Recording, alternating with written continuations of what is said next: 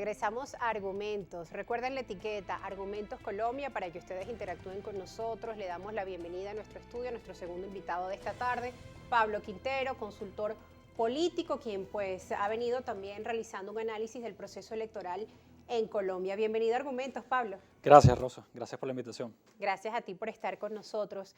Fíjate, veíamos pues los candidatos que van ya a la segunda vuelta. Algunos calificaban como sorpresiva la llegada de Rodolfo Hernández. Nuestro invitado anterior aseguraba que quizá no era tan sorpresivo y que es Rodolfo Hernández pues el candidato, digamos, también del uribismo. Sí, es del uribismo y Rodolfo Hernández es un candidato que, desconocido para todo el mundo, lamentablemente no le ha generado la oportunidad a los colombianos de ver quién es realmente. Un candidato mediático, un candidato de TikTok, pero que desafortunadamente no entiende a dónde van los colombianos hoy en día. Y por otro lado, un Gustavo Petro que sigue vendiendo cambios, sigue vendiendo una propuesta totalmente, diríamos, muy pegada a lo que es el chavismo venezolano.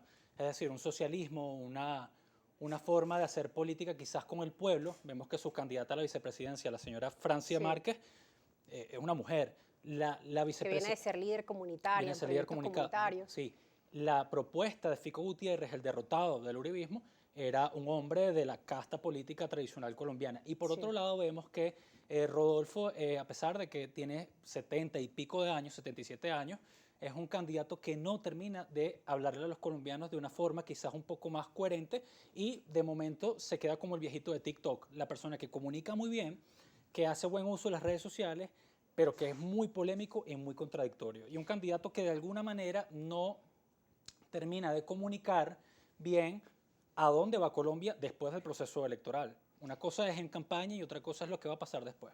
Ahora fíjate, como tú lo mencionas, decían el viejito del TikTok pasa a la segunda vuelta, pero también se hablaba de que su manera de presentarse como el candidato de la antipolítica no se presentó a los últimos debates que Colombia y el mundo también esperaban pues conocer cómo iba a ser ese debate con Rodolfo Hernández, que ya pues también en una de esas tendencias se avisoraba como posible segundo a la segunda vuelta entre Fico Gutiérrez y él, ¿no? Entonces se esperaba que él estuviera presente Bueno, en esos debates, pero decían que, bueno, les fue bien en no asistir a los debates. le fue bien porque no polarizaban la imagen.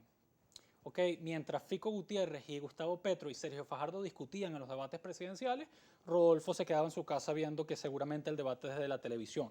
Es muy importante entender que en campañas electorales lo mediático se magnifica. Sí. Y Rodolfo Hernández no quería polarizar con esa imagen de pelea entre uno y el otro. Y quizás eso le trajo resultados positivos a su campaña, pero habría que analizar, Rosa, la importancia del uso de las redes sociales en este candidato, porque vemos que también cuando revisamos un poco cómo fue el uso del Facebook, cómo fue el uso del Twitter, del Instagram, de todo lo que es la parte de digital, vemos que se acercaron mucho a los resultados electorales. Sí. Entonces aquí hay que analizar un poco hasta qué punto lo digital tiene relación o incidencia real en el voto, sobre todo en el voto joven en Colombia. Veía en los medios colombianos que aumentó el voto joven, entonces pues yo me preguntaba hasta qué punto influyen esas campañas en las redes sociales. Por un lado Gustavo Petro con su campaña tradicional, dirigiéndose obviamente con un discurso basado en propuestas, y por otro lado, digamos, el candidato del TikTok haciendo propuestas básicas, usando los sonidos virales, videos muy cortos, concisos, y básicamente su bandera la lucha contra la corrupción. Sí, bueno, vimos que hasta el candidato del TikTok utilizó Bad Bunny como Sí. parte de su campaña. Entonces, esto es interesante verlo desde un punto de vista de que la clase política colombiana no atiende a las demandas sociales hoy en día. El pueblo habló y se manifestó.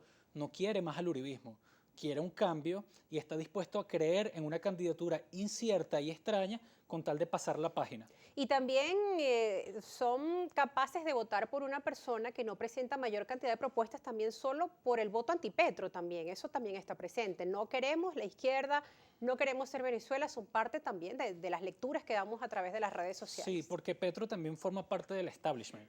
Petro no es un candidato nuevo.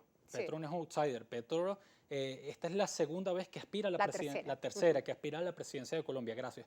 Entonces, el colombiano, el mensaje fue, queremos cambio con Petro o sin Petro. Sí. Queremos una Colombia diferente, incluso hasta con un candidato polémico, acusado de corrupción y que de alguna manera le habla de forma distinta a las comunidades colombianas, que es una Colombia diversa, Rosa. Colombia no es la misma de Bogotá, no es la costa no es Cundinamarca no es Antioquia. Cada departamento tiene una realidad geopolítica y social distinta. Entonces yo creo que lo interesante de esto es analizar la campaña de forma local y ver cómo las redes sociales sin duda marcaron una participación interesante aquí. En cuanto a marketing político, también las redes sociales hoy por hoy son una herramienta importante que los políticos no deben desestimar en sus campañas. Sin duda, los políticos de ahora tienen que entender que para que una campaña sea exitosa, no basta con el contacto físico presencial, hay que invertir en lo digital.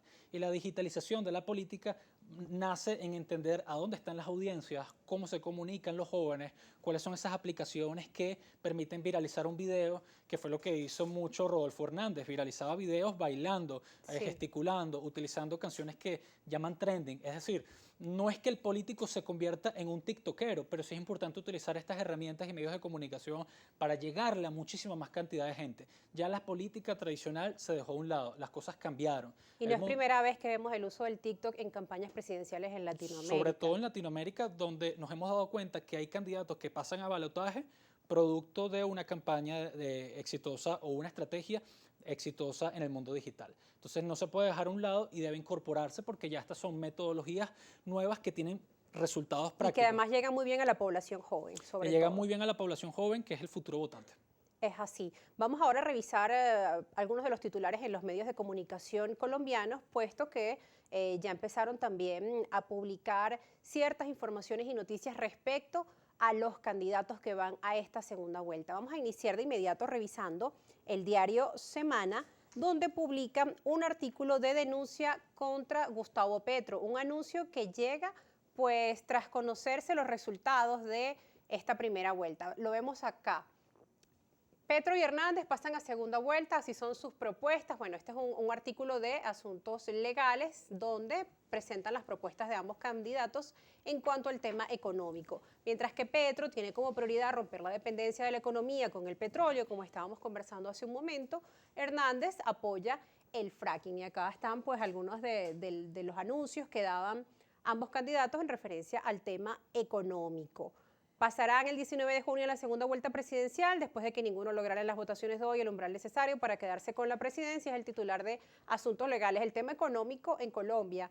Hoy cualquiera de estos dos candidatos que asuma el país, pues debe enfrentar un país que quedó, digamos, con unos índices económicos en caída, ¿no? En medio de la pandemia, pues vimos también procesos de protestas sociales en el año 2019 muy fuertes en Colombia. Sí, bueno, la pandemia puso en jaque a muchos gobiernos de América Latina. Es muy difícil para un gobierno mantener su continuidad en una situación de emergencia global, donde tienes que atender asuntos de carácter económico, sociales, incluso hasta culturales, con el uso de la pandemia, medidas sanitarias muy restrictivas. Entonces, yo creo que, por supuesto, el tema económico debe estar sobre la mesa en la segunda vuelta. Ya vimos que la primera se centró mucho en lo político, pero la segunda vuelta promete. ¿Promete en qué sentido? El colombiano se va a dar cuenta de quién es el candidato capaz de cohesionar o de conseguir esas alianzas necesarias para gobernar una Colombia polarizada.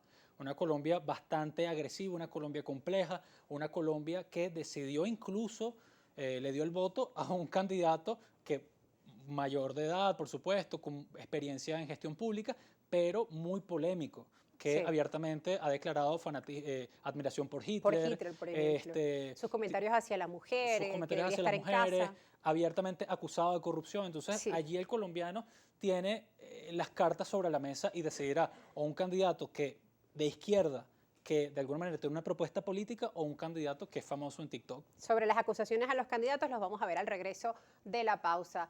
El candidato anticorrupción justamente está acusado de corrupción y también hay otras denuncias contra Gustavo Petro que se dieron a conocer justo hoy, luego de conocerse los resultados de la primera vuelta. No se aparten que ya vamos con esos titulares y el análisis, así como también sus comentarios. Ya vamos a estar viendo cómo nos escriben a través de las redes sociales con la etiqueta Argumentos Colombia. Ya nos volvemos con más.